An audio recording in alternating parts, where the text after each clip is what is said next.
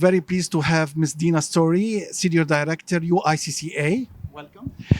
What is the message that you're trying to convey today at the Emirates Literature Festival?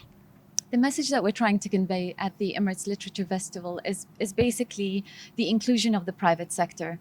The UICCA's mission is about expanding the green economy, and the discussions that we had were absolutely amazing. Paul Pullman, who was the Unilever head or CEO, as well as the discussions that were on the panel, were all talking about net positive, and also talking about how you incentivize the private sector. As you said before the interview, you talked about the government has gone a long way, but there's a disconnect with the private sector. And the UICCA's mission is to grow the green economy in the UAE and the global south. We can't do that just with the government. We have to include the private sector in this journey. What about women's role? I think You being basically a well-known female thought leader. Thank you. I think the women's role is very important. We cannot forget the women's role. And when we talk about climate change, what we also know is that the most impacted are actually women. Case in point, when we talk about women, when there's water shortage, women actually, and young women, would go and walk for miles to get to water sources. If you think about that, the most impacted are women, then the solutions will have to include women.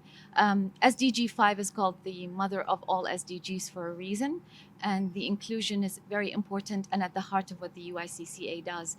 We're headed by Her Highness Sheikh Hashamma, and having a women-led organization charging forward with the green economy is a great example of how the UAE thinks about women leadership. So back to the private sector, how can we entice the private sector to fully embrace ESG and sustainability? So under the UICCA, we see three pillars to grow the green economy. One of them is policy. So one of the pillars that we are doing is looking at policies and procedures on from a government perspective, not just in the UAE, but across the board. What entices the private sector? Sometimes there's a disconnect between what the private sector needs at a global level and some of the policies and procedures even coming out of the UN. So that's one part. The second part, which is also quite important, is financing. There's a lot of money, but the mechanism of financing, when we start talking about blended finance and the capability to provide financing and incentivizing the private sector, cannot happen if we don't find mechanisms that drive for-profit change. The third one is innovation and technology, and that is quite important. Why? Because we can look at nature-based solutions, and that is quite important. We can look at social impact as well within nature-based solutions, but social impact as well as innovative technologies that we're seeing come up will create that acceleration. So even with Unilever during this speaking engagement, there was a lot of talk about innovation within the big sectors, but there's also SMEs, innovators that are coming up with amazing things that we as the UICCA will want to help accelerate their drive forward. What about ESG laws, basically, UAE and the region trying to align with the global standards? What do you think of that? How can you help in this regard?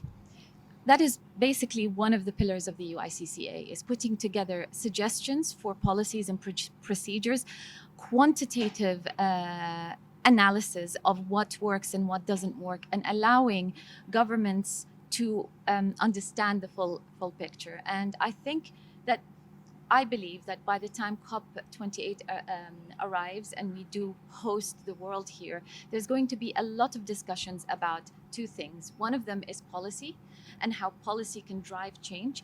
The second one is about financial mechanisms, as well as tax incentives and tax rebates. What about the thoughts of having mandatory ESG reporting laws, not only for the publicly listed companies, but to anyone, including SMEs, gradually, of course? I think mandating ESG reporting is not a bad idea, but it's too soon. And this is my own opinion. I think first we have to look at the bigger companies. So any company above a certain level, yes, you have to report on ESG. When we look at SMEs and small businesses, our goal is to help them. So the social and the social impact, the economic impact, and the environmental impact gets embedded in what they do, so that when they come to that level, they can start reporting properly. Thank you.